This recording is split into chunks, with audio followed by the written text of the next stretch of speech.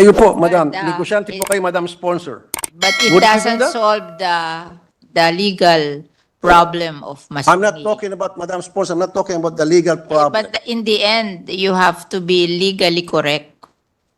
I know. For a businessman, everything should be legally correct. Well, some shrewd businessman maybe. Yung mga tusong businessman maybe. Hindi. Would you like us to bring Masungi here? Or even make a phone call? Tawagan niyo Masungi. Would somebody call Masungi? Right here, right now. Mag-alamanan kung sinungaling, DNR o Masungi. Kung gusto mo, magpaano pa tayo, lie detector test, Where?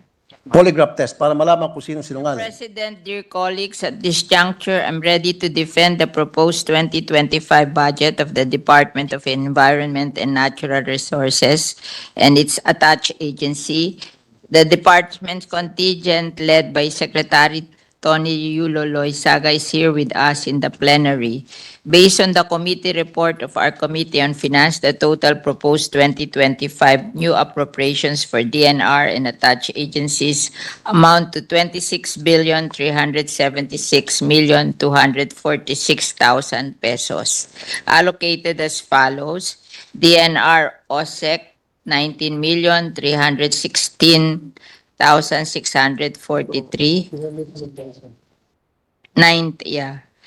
Environmental Management Bureau 2,883,555.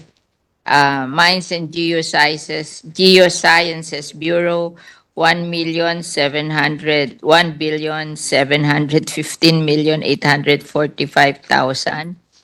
And NAMRIA 1,883,554. 883,554,000. National Water Resources Board 259,877,000.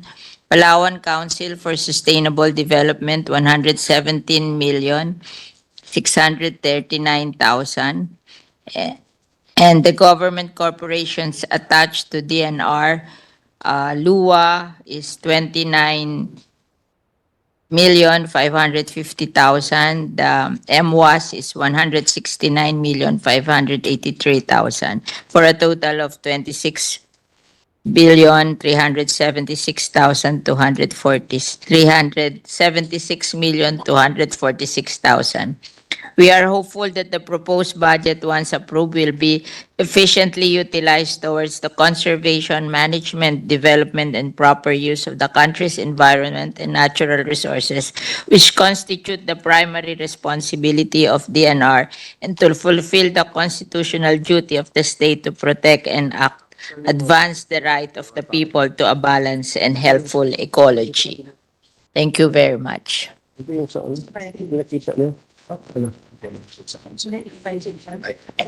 Ito ba tanong niya, Masungi lang? Saka ano? Thank you. Asan yung laksang mining? Ito lang yung mining, loss eh.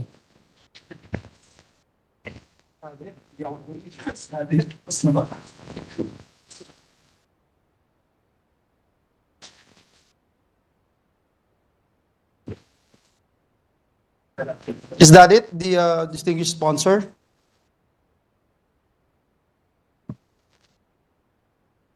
Is that it? We can't hear you. We recognize the distinguished gentleman from the great province of Isabela and Davao, Senator Rafi Tulfo, for his questions. Thank you, Mr. President. Thank you, Madam Sponsor.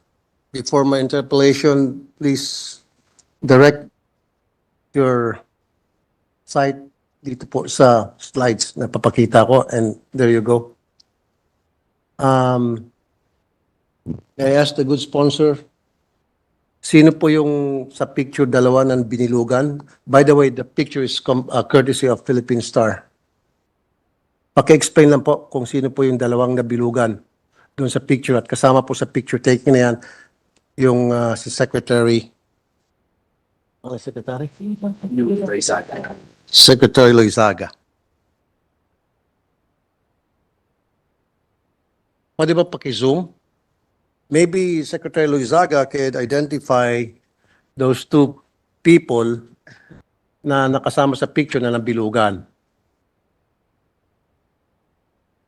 Yan. Pwede pang paki-zoom ng konti? Ayun, medyo maliwanag na.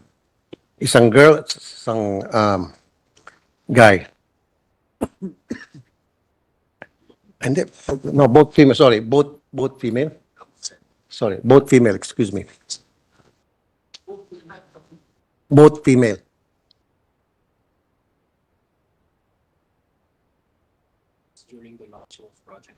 This is during the launching of Project Transform. Pwede bang paki-identify po, Madam Sponsor, kung sino po yung dalawa sa picture na binilugan? This was an event in Rizal.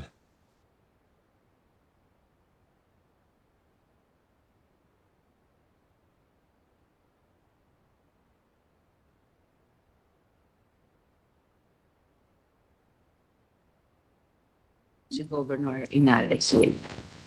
They are stakeholders operating in Rizal, and they were invited by the governor of Rizal to do To do what? discuss a joint project with all the stakeholders. Joint of projects. Rizal. Yes. Can the good sponsor tell us exactly who these two people are, their names, and then what their who they represent, They are. and what are the kind of business that they do, that they own? They cannot recognize the other one, but the one is a quarry operator. Quarry operator. Thank you. And the other one is? They do not know him. Okay, well, I'll identify the second one, Estelle Marie Rebancos, an officer of Montalban Aggregates Producers Association. So quarry operator also. Exactly.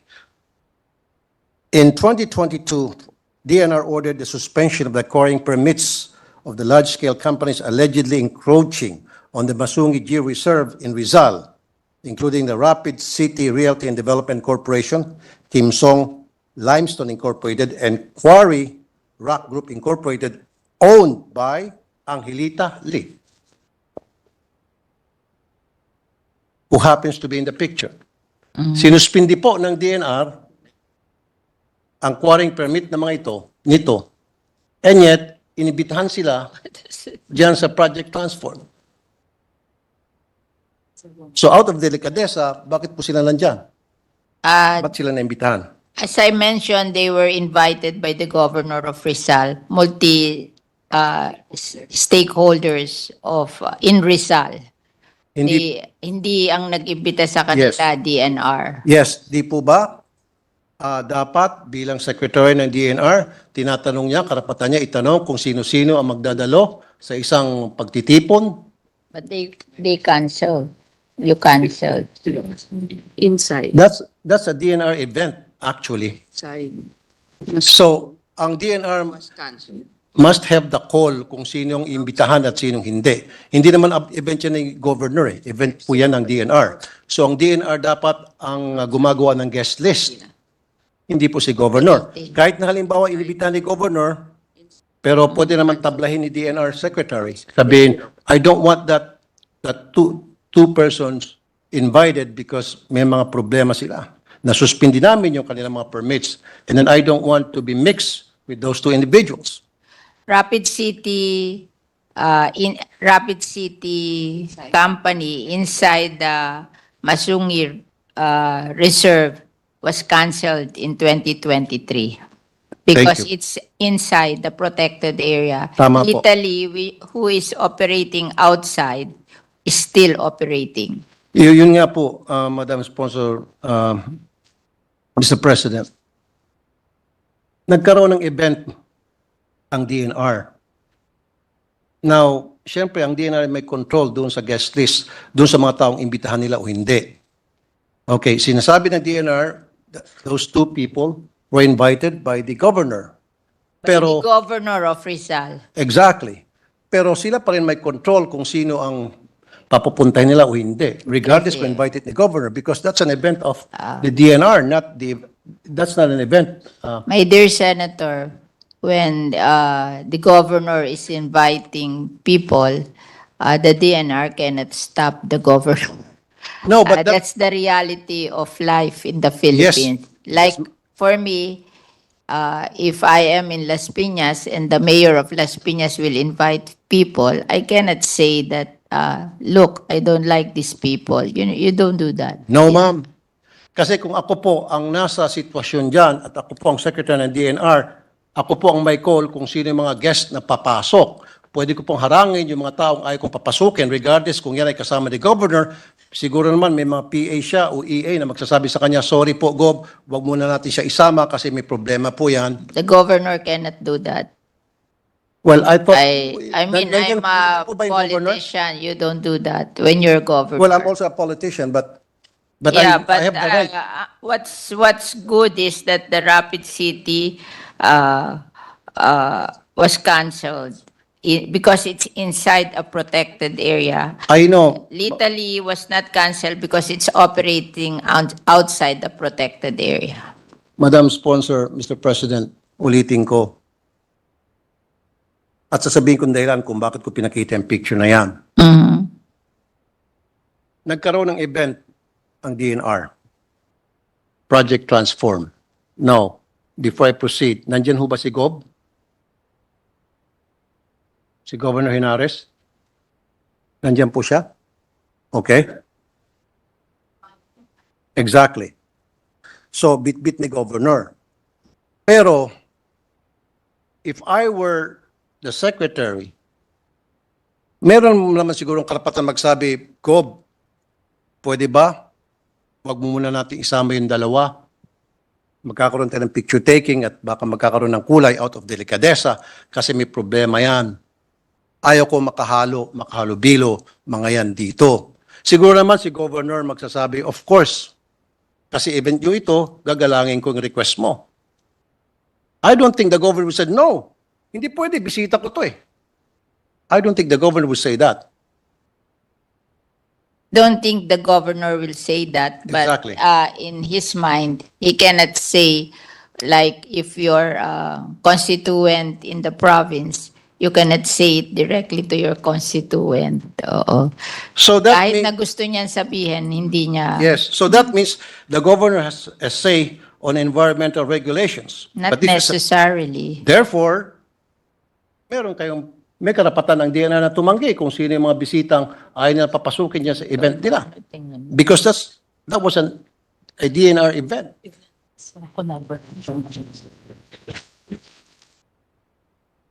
Now, sasabihin ko kung reason kung bakit. DNR is set to cancel the contract of Masungi Gear Reserve Foundation Incorporated over Marikina Watershed. They might have the right to do so legally, but morally, no. Some people will say that.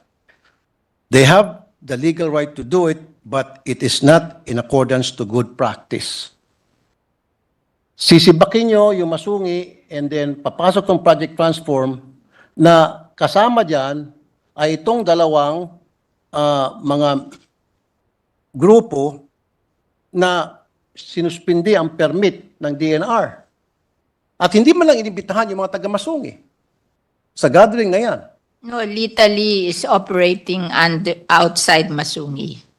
Kaya nga po, The other one lang is operating inside Masungi, and their permit was canceled. Yes, Madam Sponsor, Mr. President. Meron ho bang invited dyan ang taga-Masungi?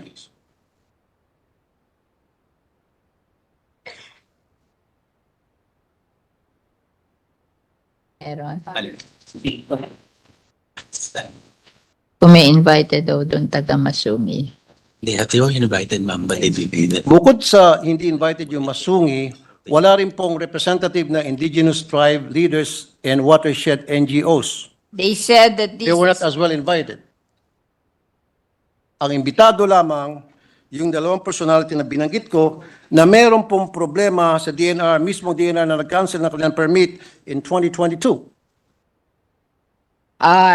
This is a transdisciplinary approach towards natural reserves, conservation, and resilience through multi-stakeholder collaboration. Disciplinary. So, nag-invite po sila dun sa Masungin, na taga Masungin, hindi nagpunta, pero yung IPs may nagpunta. No, they were not invited, Madam Sponsor. Now, you did mention about disciplinary so-and-so. So, dinisiplina itong dalawa at inibita matapos sila disiplinahin. If they were disciplined, then they should not be there in the first place. Why were they there? Bakit po hindi inibitahan yung Masungi? No, Masungi wasn't invited. Not even the indigenous tribe leaders, maging po yung mga watershed NGOs. Ang in-invite lang yung mga nasuspindi o sinuspindi ng DNR. We na-invite Sinuspindi ang mga permit people's mandatory. dahil sa quarry. Ang ito lahat na invite. That way, pero ito po yung diagnosed. They have a list of those invited, and one of them is the indigenous people mandatory Where, saan po representative paki-point out? in Tanay, Rizal. Saan po dyan at anong pangalan po ng mga indigenous people representatives? Saan po? Can you give me the names? Madam Sponsor, Mr. President? They will give the attendance record to you, the list of the attendance record to you. You will be furnished. Kasi nga po, Madam Sponsor, Mr. President, sana man lang, out of courtesy and respect sa Masungi, they should have been invited. Kasi nga po, yung Masungi Geo-Reserve, napakaraming awards po natanggap yan.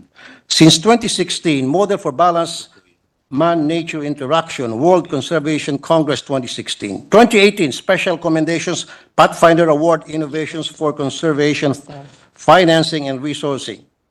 2020, top 5 finalists, win-win, Gothenburg Sustainability Youth Award.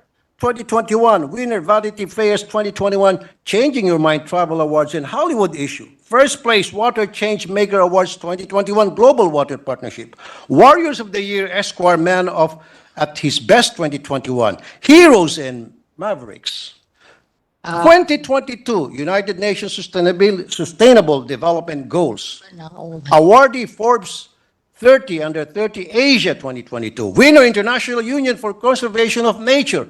World Commission on Protected Areas 2022 International Ranger Awards. Winner Sustainability Initiative Award. Bet Asia Awards 2022. 2024 Asia Pacific Social Innovation Partnership Award held on May 4, 2024 in Taiwan.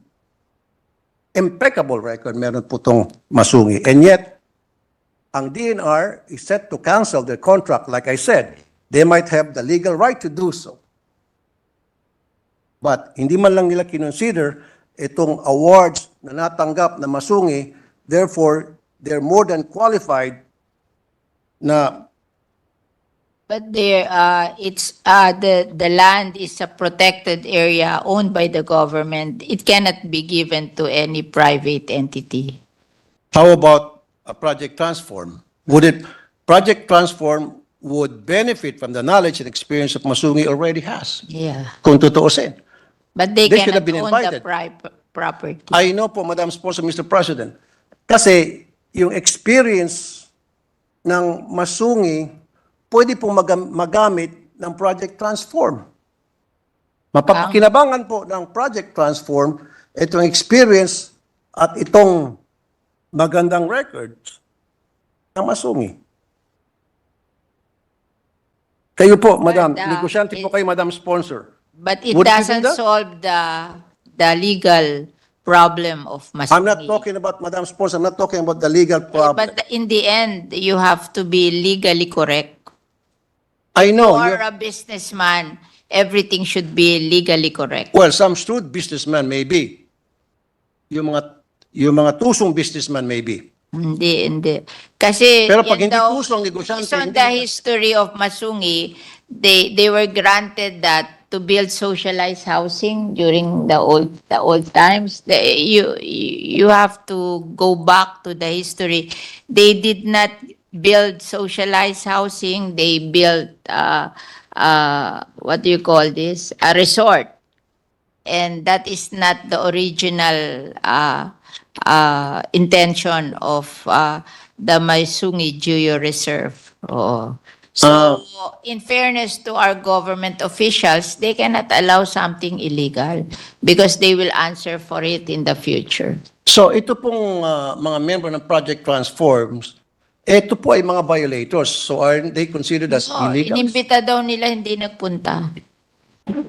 Hindi po inimbita ang Masungi. No, Masungi was invited. We talked to Masungi. Would you like us to bring Masungi here? Or even make a phone call? Tawagan niyo Masungi.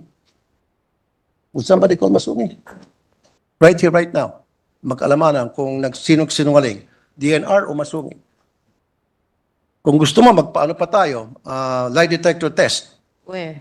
polygraph test, para malaman kung sino sinungaling.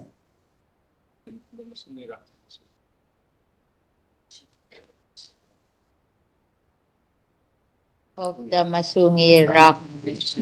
Meron ba kayong pinadalang sulat? The Masungi Rock Management Council was invited and Masungi Geo Reserve is part of it. Well, show us proof, like letter of invitation. Kasi siyempre, pag in-invite sila, hindi naman verbal lang yan.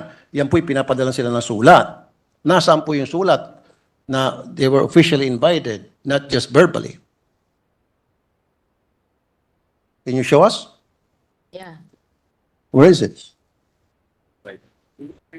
Invitation natin sa council will kayo can provide it in hand. We will provide you the invitation to the council of which Masungi Geo Reserve is a member. No, what I'm saying is a letter of invitation which Yes, would they're looking for indicate it. that they were officially invited. Without that letter, parang hearsay lang, na-invite kahit na hindi. At siyempre, sabihin ng Masungi, we weren't invited. At sasabihin po ng DNR, yes, you were invited. So, paano natin malaman kung sino nagsabing totoo o hindi? Dapat may invitation letter and then we receive. Mr. Tulfo, Senator Tulfo, they have a copy of the invitation. Can we see They will that? forward it to you. Okay? Oh. That's good enough. Hindi lang nila dala ngayon, but they will forward it to you. Now, moving on. Next time naman kasi, kayo dyan sa DNR, pag meron kayong mga project, gawin nyo naman malinis po yung mga project ninyo. Gawin nyo naman pong malinis po yung mga intent ninyo kapag kayo po'y nagsibak ng mga grupo. Ayusin nyo naman po. Huwag naman yung parang lokohan para sa akin. I'm sorry for the word. Kasi para sa akin, Masungi should have been invited. Tingnan na natin itong award, mga award na natanggap nila. Isn't this enough? Aren't these enough? These awards? International awards ito. Hindi yung award lang na hausyaw na dito lang gawa-gawa ng kung sino-sinong grupo. These are international awards, well known.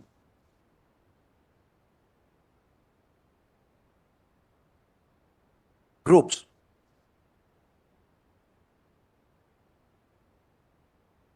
They should be included, but in the end, you cannot give a land owned by the government to a private. I'm no longer, Mr. President, Madam Sponsor, I'm no longer questioning that.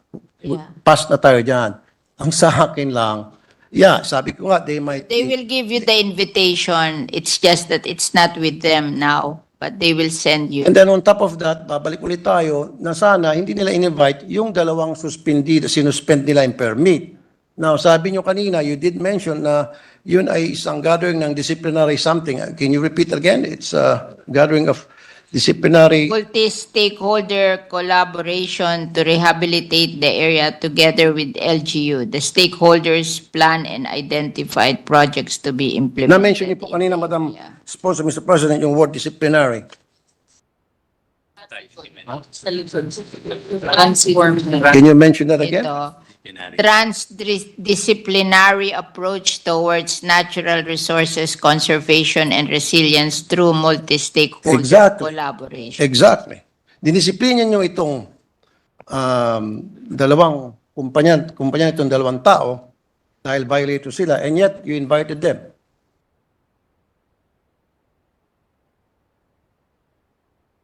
Baka mahilig mag-attend.